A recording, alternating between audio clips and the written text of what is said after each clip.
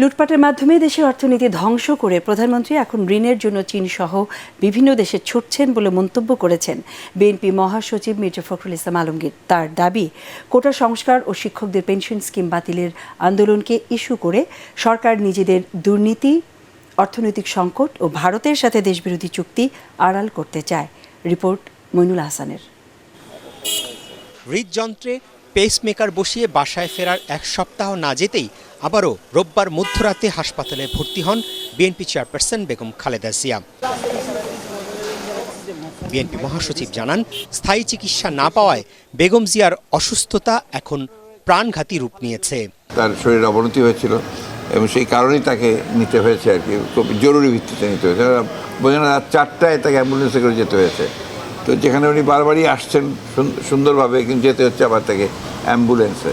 হ্যাঁ, জীবন্ত হুমকির মুখেই ছেড়ে দেওয়ার চেষ্টা হচ্ছে। সেটা আমি মনে করি যেটা আপনার ইন্টেনশনালি করা হচ্ছে তাকে। চেয়ারপারসনের গুলশান কার্যালয়ে সাংবাদিকদের মির্জা ফখরুল বলেন, কোটা সংস্কার ও পেনশন স্কিম বাতিলে শিক্ষকদের আন্দোলনকে সরকার রাজনৈতিক ফায়দা হাসিলে কাজে লাগাচ্ছে। প্রধানমন্ত্রীর চীন সফর নিয়েও কথা বলেন বিএনপি মহাসচিব। দেশের যে মূল সমস্যাটা, সেটাকে ডাইভার্ট করার জন্য এই ধরনের আন্দোলনকে তৈরি করা হচ্ছে, এটা আমরা একদিক থেকে দেখি।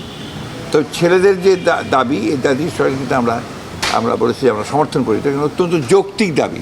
এই সরকারের সবচেয়ে বড় প্রবলেম হচ্ছে যে সবাই দুর্নীতিবাজ, এত বেশি দুর্নীতি করেছে যে এখন আপনার একটা ডেট ট্র্যাপে আমরা পড়ে যাচ্ছি আর কি। ঋণের যে ট্র্যাপ, সেই ফাঁদে আমরা পড়ে যাচ্ছি এবং সেই ফাঁদে পড়ে যাওয়ার কারণেই তারা এখন চতুর্দিক থেকে আপনার এটা চেষ্টা করছে আরেকটা ঋণ নিয়ে একটা ঋণ শোধ করা, একটা ঋণ নিয়ে আরেকটা ঋণ শোধ করা।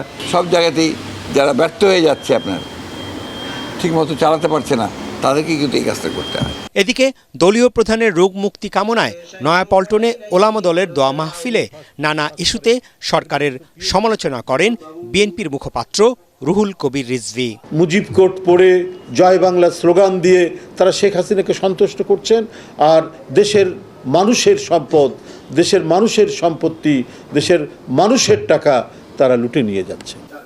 মইনুল হাসান, এটিএন বাংলা, ঢাকা।